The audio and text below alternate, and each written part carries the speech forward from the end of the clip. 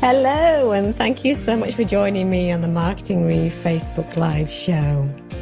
I'm your host, Karen Bartle. This is the show that helps business owners get more customers. We have featured guests who share what marketing tactics work for them in their business.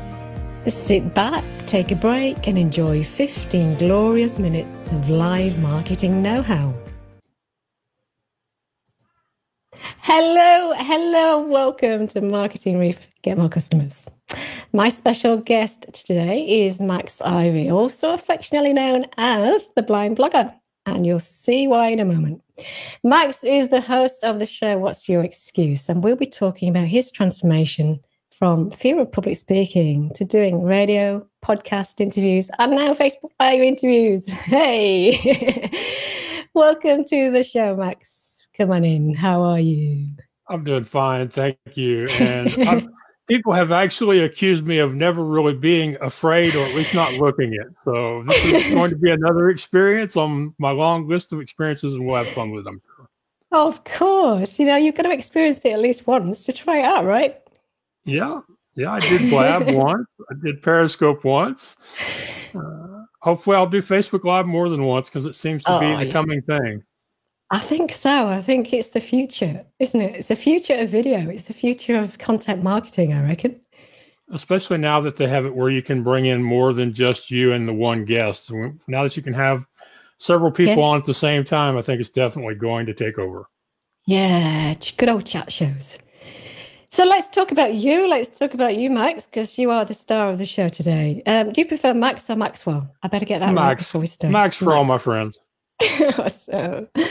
So I want to talk about your show. What's Your Excuse? Because I think it's a great name for a show. It really is. And I want you to just explain for the viewers a little bit about what's behind that show. Why did you start that show? Right. Well, the show actually goes back to 2013 when I did my first radio interview, and it didn't go especially well. The host hung up on me. I hung up on the host. He called me back and said, "What's wrong with you? Are you blind or something?" And I said, "Yes." And we had about 2 minutes of dead silence, which is horrible for airtime, even on Blog Talk Radio. Yeah. But we continued. We had a good laugh. He invited me back.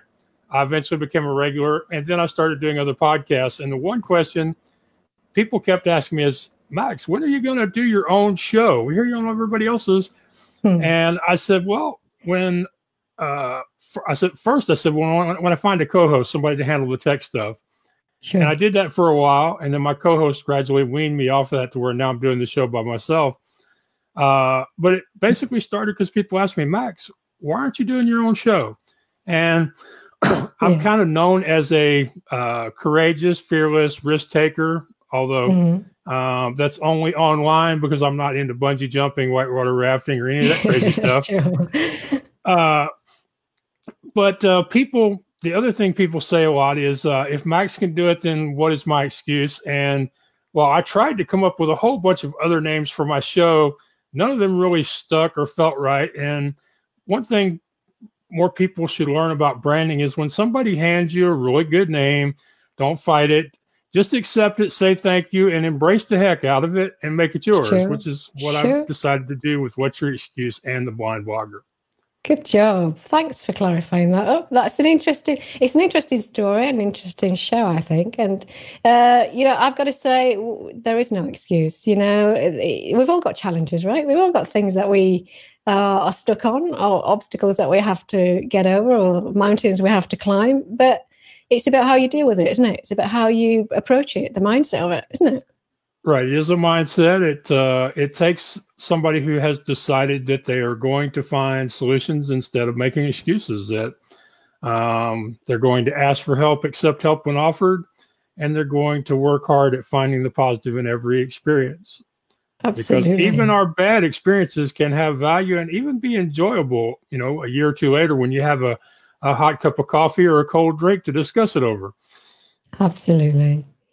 So let's get back to you again. Let's talk about you and because I know at one point you didn't do this. You didn't do radio show interviews. You didn't do podcast interviews, and you certainly didn't do Facebook Live interviews. So tell us about how you got into it and why you got into it. What was the push for you? What was the...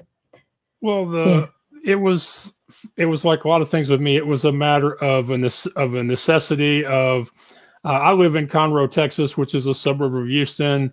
Our transportation options in this area are horrible because we are a traditional Western U.S. city where people believe if you can't drive your own car, there's something wrong with you. So I didn't have a good way of meeting people face to face, doing local, networking.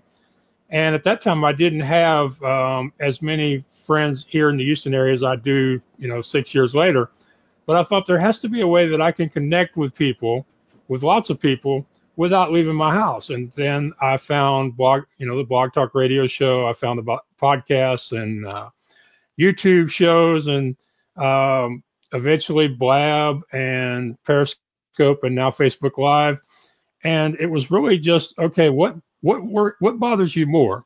Not being able to promote your website and sell the products or the equipment that was listed on it, or, how you're going to sound, or what people are going to think when you go on the podcast, or, even go before that, when you send them that email saying, hey, you should have me on your podcast. A lot of people can't get past that. But to me, it was like, well, if I don't send these emails, how else am I going to get in front of people? How else am I going to get my name out there and create a business if people don't see and hear about me? And I actually started my first online business after our family's carnival went out of business. And it was called, I still use it. It's the Midway Marketplace, where I help people sell surplus carnival rides and amusement park equipment.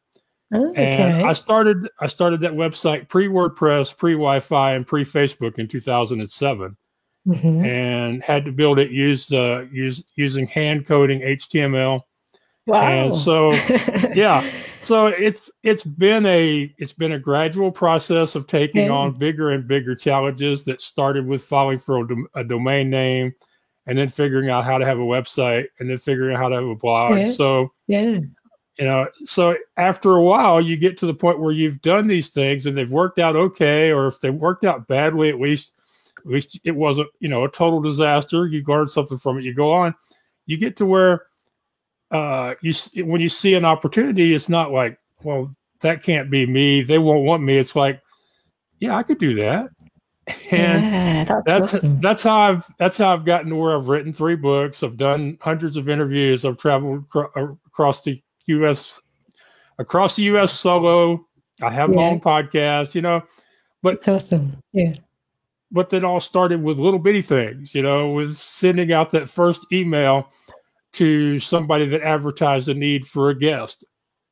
And luckily they said yes. Yeah, absolutely. And you basically jumped in with both feet and did it because you had a necessity. Because if you didn't no one else was going to do it for you. And if you didn't, you wouldn't be visible out there for other people to connect with and to know about you and to get to know about you. It's one of those things where I think the mindset is so important, and a lot of people find it hard to take that first step. So if you was giving anyone any advice today, Max, on how to take that first leap of faith, that somebody somewhere will be interested, remotely even, in what you got to do, what you're interested, your interest is.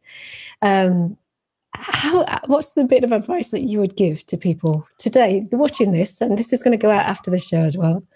All right. Well, the one thing I would tell people is there are lots of people in this world who have knowledge, experience, expertise, talents, skills, and they spend a lot of their time wishing somebody would appreciate them and ask them for their help. So in most cases, when you reach out to somebody and you ask them for help or an opportunity, in most cases, they're going to say yes, or at least they're going to say no politely, because people enjoy helping other people. I like to say that when you refuse to ask, you rob the other person of the joy they would have received from helping somebody who can do nothing but say thank you. Absolutely. I'm with you. There are thousands of those people out there. There are especially populists in the blogging and podcasting world And I would say also, if you're scared about reaching out to that first person, reach out to somebody you already know is going to be receptive. I have a podcast called What's Your Excuse? I interview people overcoming adversity and life circumstances. Yes. My email is justask@theblindblogger.net. Send me an email. Say, hey, Max, I need to be on your show. My friend Karen, she has a show for business people. Send Karen an email. Say, hey, Karen, I need to be on your show. If there's somebody that you think would make a great mentor for you, reach out to them, call them, send them an email, stalk them on social media. Because hey, the one thing that I have going for me, it's my number one superpower, is because I'm blind, I don't have to be afraid of how I look like when I ask people for stuff. Sure. I was raised, hey, Max, you're going to lose your vision. You're going to be blind. Never be afraid to ask for help. Never be afraid to ask people for what you need.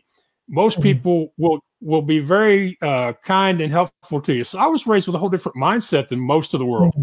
So my superpower is I'm not scared of getting told no. I'm not. I don't worry about how it makes me look if I ask for help, because there's no stigma attached to it for me. And one of the things I'm really trying to do is to help the rest of the world realize that there are a lot of people out there who want to help you, who want to be part of your journey, your story, but you have to stick your hand up, send out the email. You have to ask, because if you don't ask, they can't say yes.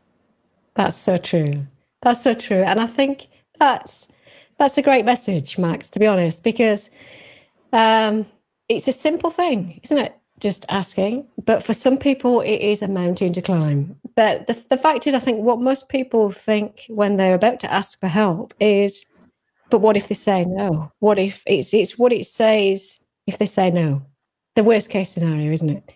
Yes. We always think about the worst case scenarios. Yeah. If you can think, well, do you know what? What if they said yes? What possibilities could that bring if it was a yes? Let's forget about the no's, right? Exactly. Yeah, my dad taught me that lesson back when I was doing the bookings for our small traveling carnival. We had 7 or 8 rides. All of our competitors had 15 or 20. A couple of them even had more than 20. And so we had to call a lot of people before we'd find people that either wanted us or couldn't get who they really wanted, so they would say yes. And when I would complain about making that next phone call, that's what my dad would always tell me. Hey, Max, if you don't ask, they can't say yes. Now shut up and make the next phone call. Good old dad. Good old dad. I love that, man. We had a lot of fun together. We traveled around the country in some of the most rundown pickup trucks and travel trailers. We were trying to build something. We could see that down the road things would be better. We'd have something special that was all our own. And so we didn't mind. We didn't care. We were just showing up every day, working our butts off to build a business. And even though a lot of the stuff was not fun, we had fun doing it. We enjoyed ourselves as a family. And I really miss those days. I really miss him, especially. People tell me that I'm a good storyteller, and I tell them, well, if I am, it's because I spent a lot of time going up and down the road with a guy who was a really, really good storyteller. And I think I've distracted you to the point that we've run over your time, girl. You probably are, but hey, it's been awesome having you on the show. I love storytellers. I love listening to people's backstories and where they've come from and where they are right now. And I think you're in a good place. It sounds like you're awesome. You're doing well, and you're enjoying yourself, most importantly, right? Yeah. And that's another thing I wish people knew more, understood more about podcasting, about doing interviews. Is not only do I get to exchange my views and my experiences with you and have a great conversation, but there's an energy that comes from talking to another human being as opposed to sending text messages and emails and chats and all that junk. And so I actually tell my clients, look, if you have the option, schedule your interviews on Monday. Schedule them at 8 o'clock in the morning or 9 o'clock in the morning. Make conversations with real people the first thing you do every day, if possible. And so I love scheduling interviews. early in the day, or sometimes this one will be fun because this will really get me in a good, relaxed frame of mind. I bet I'll have some good sleep tonight. Awesome. That's good. So before you leave today, before we finish the show, I know you've given a few bits and bobs out there for people to find you, but what's the main place where people can get hold of you, find out a bit more about you? Right. They can go to theblindblogger.net, theblindblogger.net. And there they will find the work I do to get people on podcasts and shows like yours, my public speaking, my books, my merchandise. Anything you need to find out about me or want to buy from me, you can all get it there at theblindblogger.net. That is awesome. Thanks so much for joining me today. We made it happen. The show went on. Thank you so much. Thank you so much for your patience, for scheduling another day of recording when you don't usually do this, just to get me in here. Thank you. And oh yeah. And the other thing is I like to make sure that I tell any. I know that most aren't doing this for the money, and very few will get rich doing it. But without you, I wouldn't have the share my story. So thank you very much. That's awesome. Thanks so much for joining me. I'm going to play a little outro, but I'm going to say goodbye to you now. All the best. Talk again soon.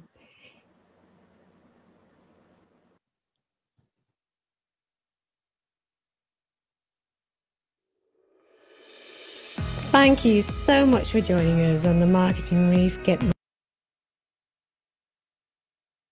Customers Facebook Live show today. It's been awesome to have you here. If you enjoyed the show, do let us know by leaving a comment, a like, and share it out to your network. Until next time, bye for now.